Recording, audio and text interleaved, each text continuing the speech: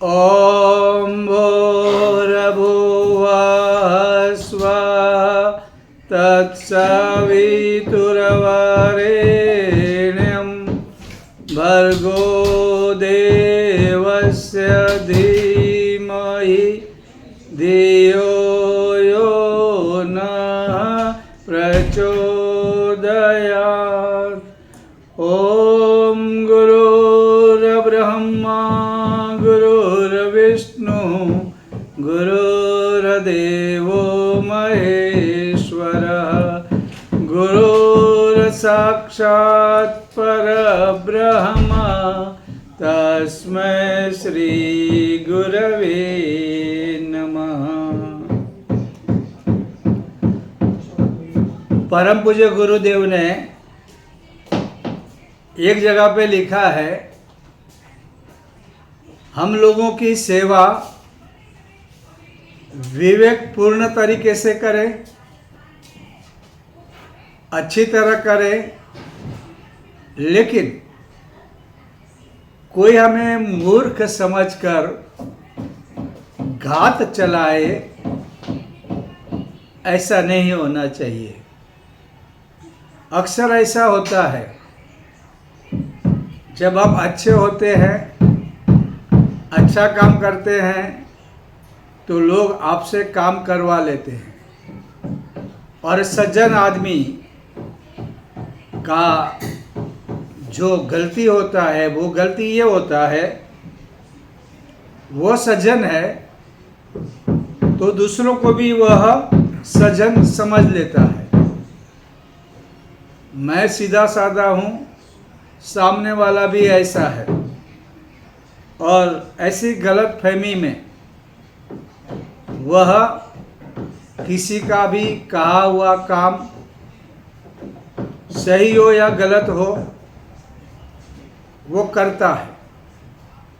हमारे शास्त्रों में भी बार बार समझाया है कि विवेक बुद्धि का उपयोग करके आप काम करो,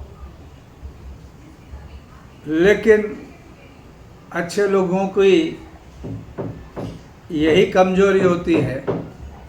दूसरे लोग घात चलाते हैं और वे फंस जाते हैं।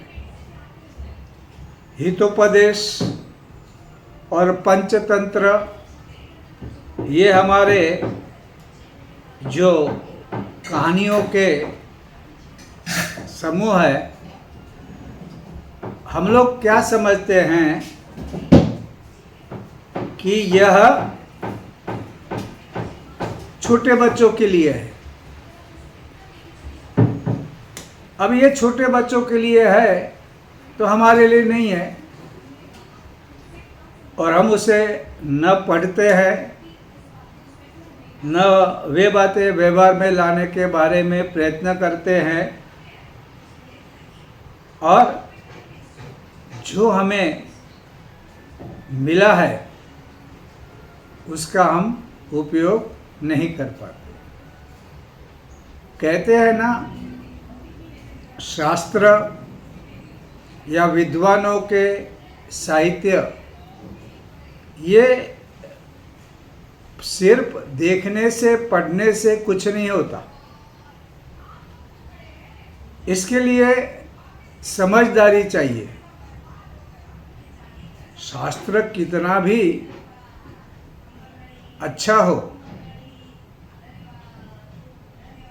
उसमें कितना भी ज्ञान छिपा हो, लेकिन अगर कोई समझने वाला नहीं तो फायदा नहीं होता। कभी कभी अर्थ का उल्टा अर्थ निकालने से नुकसान भी होता है। एक कहानी सुनी थी मैंने कि एक मंदिर में ऐसा लिखा था कि जूते और चप्पल निकाल कर ही मंदिर में प्रवेश करें। अब क्योंकि बहुत सी धर्म स्थान ऐसे होते हैं जहाँ पे जूते वगैरह अलाउड करते हैं। हालांकि हमारे यहाँ मंदिरों में ऐसा नहीं करते, लेकिन बहुत सी जगह ऐसी भी होती है अन्य धर्मों में आप जूते पहन के भी जा सकते हैं। लेकिन यहाँ पे लिखा था तो कुछ स्वयं सेवक भाई बहन बाहर खड़े रहते थे, लोगों को रिक्वेस्ट करते थे आप अपने जूते और चप्पल बाहर उतारो। वैसा ही एक भाई वहाँ जा रहा था तो उन्होंने रोका। उन्होंने कहा आप मंदिर में बिना जूता चप्पल उतारे नहीं जा सकते। वो भाई बोला अरे भाई साहब, हमने तो जूते पहने ही नहीं है। तो उसने कहा आपको समझ में नहीं आता, यहाँ पर लिखा हुआ है जूता और चप्पल बाहर निकाल के ही जाना है। अगर आपने जूता नहीं पहना तो आप अंदर नहीं जा सकते। आप कहीं से भी नए जूते लेके आओ और जूते यहाँ पे निकालो। जूते निकालने के बाद ही आपको अंदर प्रवेश मिलेगा। वो आदमी परेशान हो गया। उसने बहुत समझाया, मेरे पास जूता ही नहीं तो निकालने का सवाल कहाँ आया। मैं तो मंदिर में वैसा ही जा रहा हूँ। लेकिन वो आदमी नहीं माना, क्योंकि उसने उसका अर्थ नहीं समझा। उसका एक ही मतलब था, जूते निकालना ये कर्म कांड है, यह बड़ी क्रिया है और ये करना ही है। ऐसा कभी भी नहीं होना चाहिए। जूते निकालना मतलब कि बिना जूता वहाँ जाना है, ताकि जूते में जो गंदगी लगी हुई है या अगर जूता चमड़े का है तो वहाँ पे कुछ हिंसा का तड़पते हुए मरते हुए जो पशु होते हैं उनकी तरंगे, हिंसा की तरंगे, दुख की तरंगे उसमें रहती है। और दूसरा गंदगी बाहर की जहाँ से हम चलते हैं वो मंदिर में नहीं आनी चाहिए, ये भावना रहती है। लेकिन लोगों में समझदारी नहीं, तो वो वहाँ पे जो लिखा है वैसा करना है। और अक्सर ऐसी बातें हमेशा होती रहती है, बहुत होती रहती हैं, क्योंकि समझदारी नहीं है। और एक जो बात है भोलापन, ये भोलापन, अच्छापन कभी कभी लोगों को घात लगाता है। एक बार एक ट्रेन में एक युवा सेवा की भावना से जब ट्रेन खाली होती थी तो अगर कोई वृद्ध है, कोई प्रेग्नेंट नारी है, तो क्या करता था, उनका सामान नीचे उतार देता था। अब एक हट्टा कट्टा आदमी, उसने उस युवा को आवाज़ दी, हे इधर आ, सामान नीचे रख। अब वो तो सेवा के भाव से कर रहा था, वो भी उन वृद्धों के लिए जो असहाय और कमज़ोर थे, उन महिलाओं के लिए जो सामान उठा नहीं सकती, या वो गर्भिणी है, या और कोई शारीरिक कमजोरी है, लेकिन इसे देखकर एक हट्टा कट्टा जो अपना सामान उठा सकता है, इसको आदेश देता है कि मेरा सामान नीचे उतार। अक्सर ऐसा ही होता है। हम लोग देखते हैं समाज में ऐसे कुछ लोग होते हैं जो सीधे साधे हैं, लोगों का काम करना पसंद करते हैं, तो लोग उसका फ़ायदा उठाते हैं। और ये फ़ायदा उठाते हैं तो ये कोई अच्छी बात नहीं है। भगवद गीता में भक्त के जो लक्षण दिए हुए हैं, उसमें एक लक्षण है दक्ष। भगवान का भक्त दक्ष होना चाहिए, होशियार होना चाहिए, मूर्ख नहीं होना चाहिए कि कोई भी उसे मूर्ख बना के ले जाए। तो ये दक्ष शब्द भगवान ने गीता में कहा है। तो हम लोग जिसे कहते हैं ये भगवान का आदमी है, उसका अर्थ हम ये निकालते हैं कि वो भोला भाला है, ना समझे, जो कुछ भी कहेंगे वो करेगा और कोई बात के लिए विरोध नहीं करेगा। लेकिन ऐसा नहीं होता है। वो दक्ष होता है, वो पूरा का पूरा एक्सपर्ट होता है हर एक चीज़ में। तो हमारे यहाँ एक कहानी है।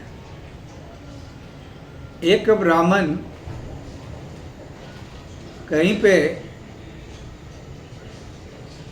धर्म अनुष्ठान के कार्य के लिए गया था। पुराने ज़माने की बात है।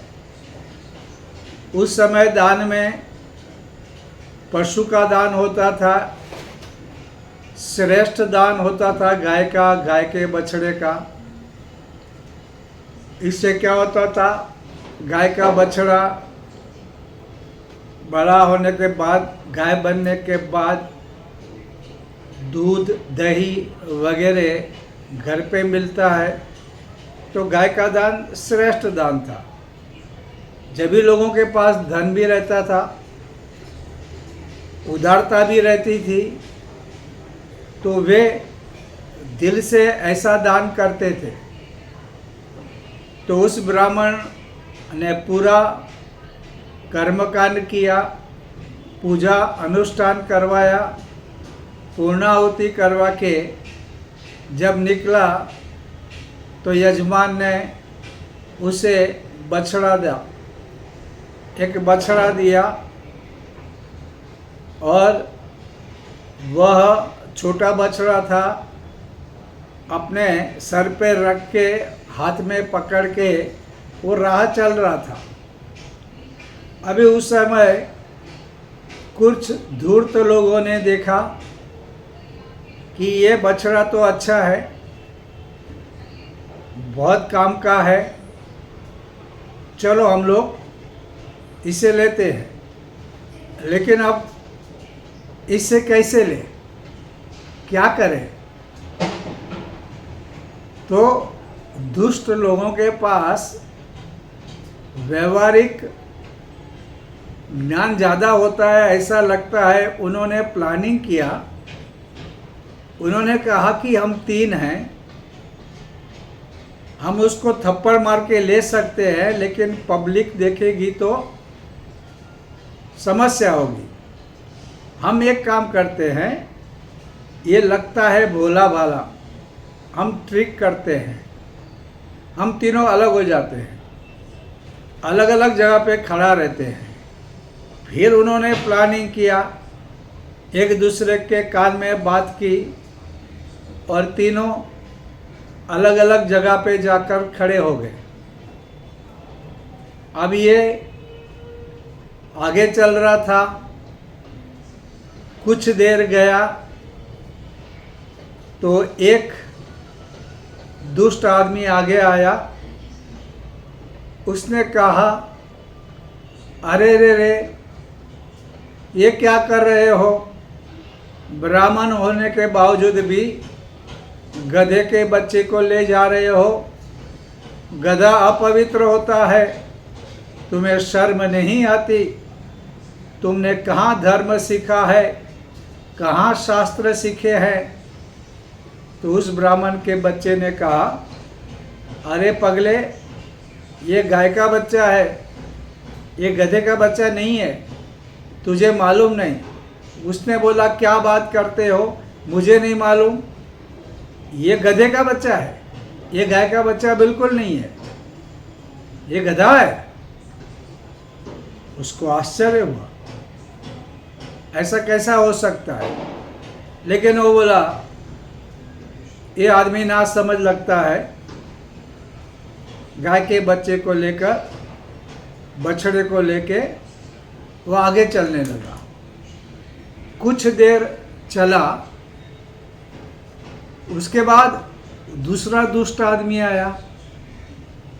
उसने कहा, अरे महाराज, ये घोर कलयुग आ गया है, ये तुम क्या कर रहे हो? ये अछूत प्राणी गधा, उसको लेके चल रहे हो?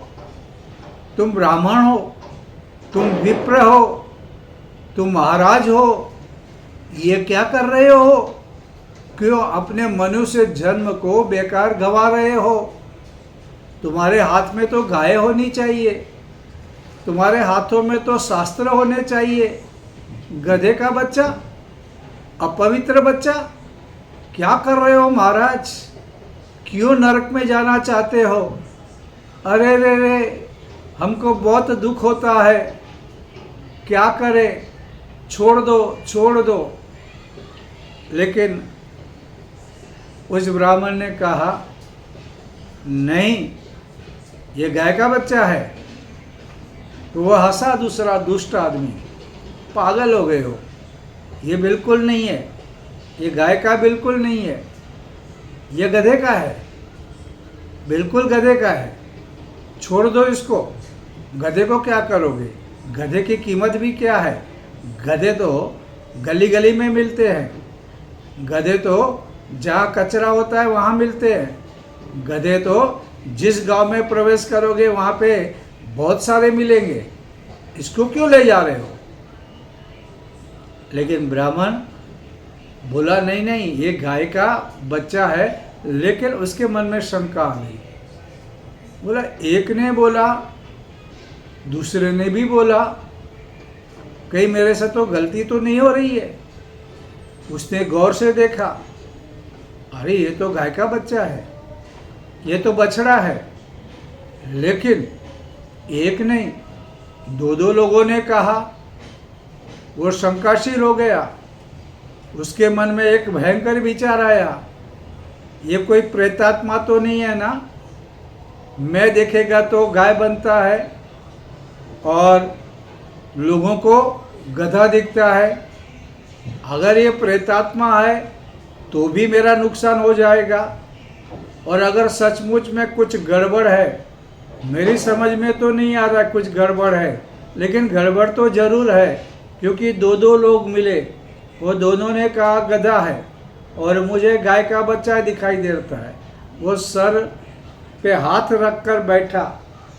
एक पेड़ आया, वहाँ उसने सोचा, पानी वगैरह पिया, फिर बोला नहीं नहीं नहीं, ये तो गाय का ही है।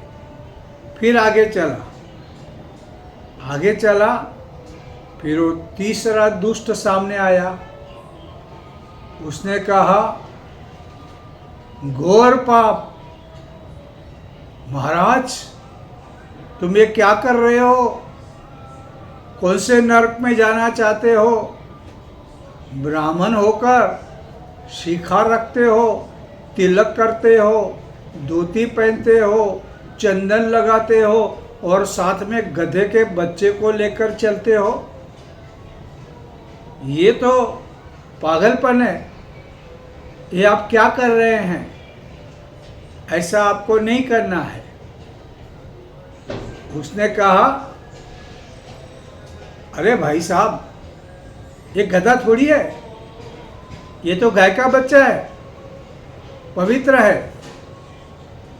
मैं धर्मानुष्ठान और कर्म कांड करके आया हूँ, यजमान ने मुझे दिया है, दान स्वरूप गाय का बच्चा दिया है। आपकी गलतफहमी हो रही। बोले महाराज आप क्या बात करते हो गलतफहमी की? अरे हम तो कितनी गायों को देखा है और गधों को देखा है, हमारा जीवन इसी में गया है, हमें पता है भेद क्या है गाय और गधे में। आपको क्या हो गया है? आपकी मति भ्रम हो गई है, आपकी बुद्धि गुम गई है, आपको किसी ने गलत रास्ते पे चलाया है, या आपकी बुद्धि या आपकी आंख बिगड़ गई है, आपकी आंख को अच्छी तरह दिखाई नहीं देता। गधे को कोई गाय का बच्चा कहेगा? हम तो 100% कहते हैं ये गधे का बच्चा है। इसे छोड़ दो। क्यों पाप कर रहे हो? क्यों गंदे हो रहे हो? क्यों अपवित्र हो रहे हो? अरे ब्राह्मण के हाथ में गधा, अफसोस की बात है। तुम ऐसा क्यों करते हो? गधे की कीमत भी क्या है? कोई कीमत नहीं। गधे तो चाहिए उतने मिलते हैं। छोड़ दो इसको, अपना नाम खराब मत करो, क्योंकि इस दुनिया में सबसे बड़ी बात है अपना नाम। आपका नाम खराब हो गया तो क्या फ़ायदा? फिर आपका जीने का मतलब भी क्या? फिर ब्राह्मण के कुल में जन्म लेने का भी क्या अर्थ हुआ? आप बहुत गलत कर रहे हो। छोड़ दो, छोड़ दो। हम आपके मित्र हैं, हम चाहते हैं आपका अच्छा हो, आपका नाम खराब ना हो, आप विकासशील बनो। छोड़ दो। अब ये ब्राह्मण का बच्चा डरा। तो 1 2 3 अलग अलग लोग एक ही बात करते हैं, यह गधे का बच्चा है, क्या करूं? और उसने बोला कि एक गलत हो सकता है, 2 गलत हो सकते हैं, ये तीनों कैसे गलत हो? और उसने उस गाय के बच्चे को, बछड़े को छोड़ दिया और तीनों ने इकट्ठे होके उस बछड़े को ले लिया।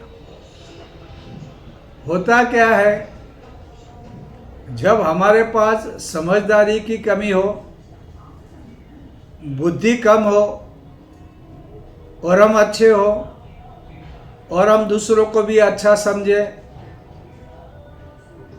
तो ये गलत होता है। कभी भी समझदारी रखनी चाहिए। अच्छे होने का मतलब मूर्ख होना ऐसा नहीं है। अच्छे होने का मतलब ऐसा नहीं कोई घात लगाए। अच्छे होने का ये मतलब नहीं कि लोग अपनी मर्जी से तुम्हें चलाए, तुम्हारी कोई मर्जी ना हो, तुम्हारी कोई इच्छा ना हो, तुम्हारी कोई बुद्धि काम न करे, न तुम्हारा ज्ञान काम का हो। ये बहुत गलत है, लेकिन अक्सर ऐसा होते रहता है। दूसरी बात जो हमारे यहाँ हमारे इन पंचतंत्र वगैरह में बताई है, वो है कि मौन रहना एक अच्छी बात है, लेकिन सभी का मौन अलग अलग हो जाता है।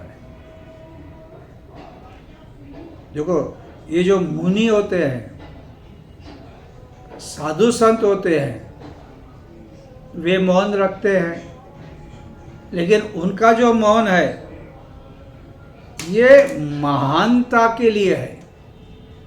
इनके पास ज्ञान है, कहाँ बोलना और कहाँ नहीं बोलना उसकी विवेक बुद्धि है, लेकिन ये सभी के पास नहीं होती।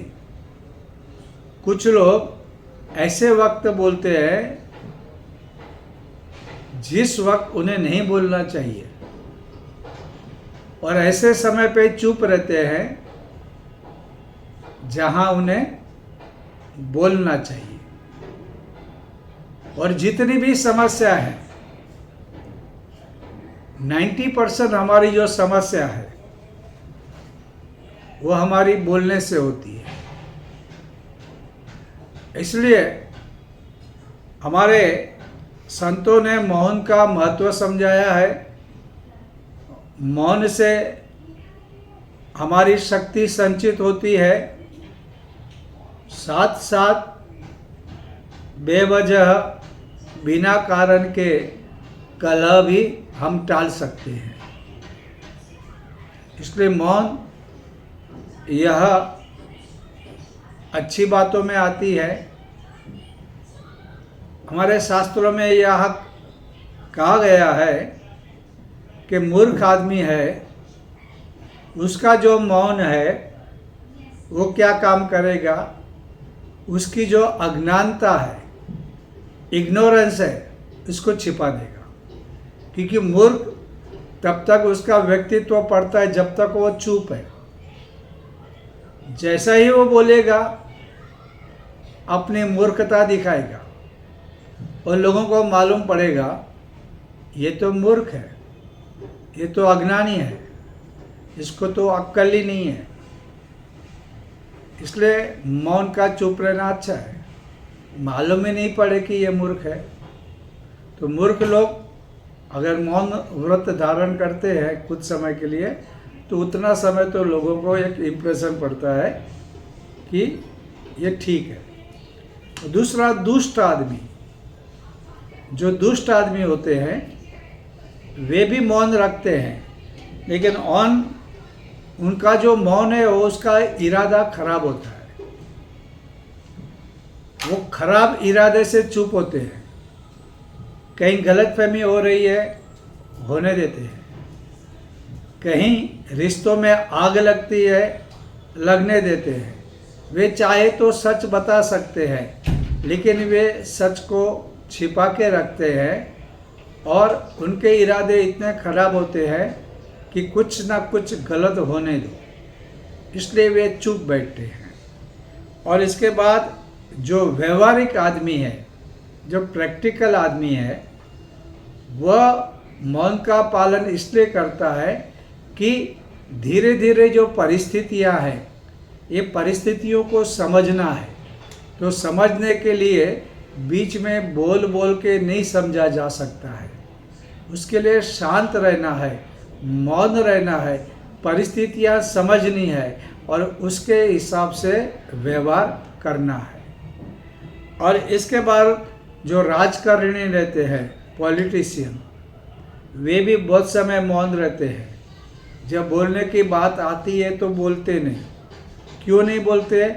क्योंकि उनको किधर बंद जाना नहीं। बोलेंगे तो फंसेंगे, बोलेंगे तो लोगों को पता चलेगा, बोलेंगे तो पत्रकार, बोलेंगे तो टीवी वाले, बोलेंगे तो वीडियो वाले इसका प्रचार करेंगे और हर एक शब्द का हम लोग अर्थ अनर्थ कर सकते हैं। वो लोग तैयार हैं। इसलिए राजकारणी, पॉलिटिशियन बहुत समय नहीं बोलता है, मौन रहता है। और जैसे हमने कहा, जो साधु है वे मौन को धारण करते हैं, ये उनकी महानता है। वे शक्ति संचय करते हैं और जब सही मौका आता है, सही समय आता है, तो वे अपना सत्य प्रकट करते हैं। उस सत्य में शक्ति होती है, ताकत होती है और लोगों को जल्दी समझ में आती है। क्योंकि ये सारी जो बातें हैं, ये सारी बातें हमारे शास्त्रों में कही है और पंचतंत्र और हितोपदेश ये हमें भी पढ़ना चाहिए। हम लोग बच्चों के लिए भी बहुत सारी कहानी बोलते हैं। हमारे शांति कुंज और मथुरा से बहुत सारी बच्चों की कहानियों की जो छोटी छोटी किताबें हैं, वे सिर्फ बच्चों के लिए है और हमें तो बहुत समझदार है, हमको दुनिया मालूम है, हमको नहीं पढ़ना है तो गलत है। आप भी पढ़िए और अगर आप जानते होंगे तो आप बच्चों को कह सकते हो। दादा दादी या पिता माता, उनका कर्तव्य है कि वे बच्चों को संस्कार दें और संस्कार ये कहानियों के माध्यम से अच्छी तरह दे सकते हैं। तो जब रात को सोने से पहले बच्चों को टीवी या मोबाइल वो न दे। हालांकि ये आदत हम लोगों ने डाल दी है, उसको निकालना है। हम बच्चों को संस्कार देना है। संस्कार नहीं देंगे तो संतति भी जाएगी, संपत्ति भी जाएगी, सुख चैन भी जाएगा, शांति भी जाएगी। इसलिए इसका लाभ उठाएं। हर पल हमारे पास मौके आते हैं, हम उसका सदुपयोग करें और अपना कर्तव्य निभाएं कि हम आने वाली पीढ़ी को संस्कारवान बनाए और हम सुखी बने। आज के लिए बस इतना।